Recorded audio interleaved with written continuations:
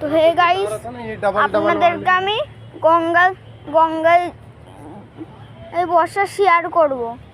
তো দেখেন যাচ্ছি, ওই পাশে দেখেন আলো জ্বলছে, এই পাশে আরতি হয়। তো গাইস দেখেন ব্রিজটা কি চকমকে। তো আপনাদেরকে আমি দেখাচ্ছি।